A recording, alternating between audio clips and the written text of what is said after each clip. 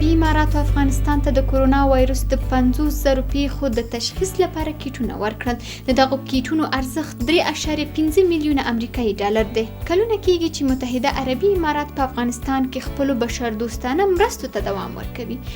دوی په بیلابیلو برخو کې له افغانستان سره د نږدې 1 میلیارډ ډالرو مرستې کړي او اوس هم دوام لري. په خوست ولایت کې د شیخ زاید پوهنتون جوړول په افغان ولس د متحده عربي اماراتو یو ستر احسان دی.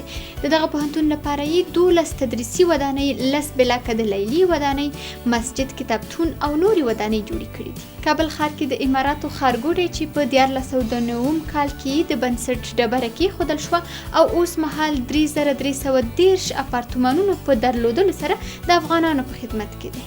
همدارنګه په کابل ښار کې د شیخ زاید په نوم سل بستریز روغتون په ټولو وسایلو سنبال د افغانانو د خدمت لپاره جوړ کړی دی. په متحده عربي اماراتو کې د افغان کارګرو لپاره د ویزې ورکړه له افغانانو سره د دغه هیواد یوه بله نه هېرېدونکې همکاري ده.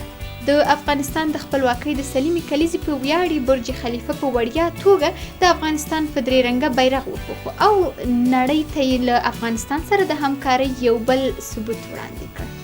متحده عربي اماراتو د ناټو په چوکاټ کې خپل سرتیري هم افغانستان ته رالیږلي وو، خو دغه سرتیرو ماموریت د خیریه کارونه ترسره کول وو.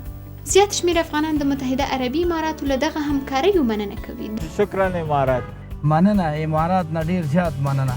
سپاسگزار هستیم از امارات. امارات کوم مرسته کړې ده غنه موږ ډیر مننه کوو. دوی وایي چې دغه هیواد افغانستان نږدې دوست دی او په هر سخت وخت کې د افغانستان لاسنیوی کړی دی.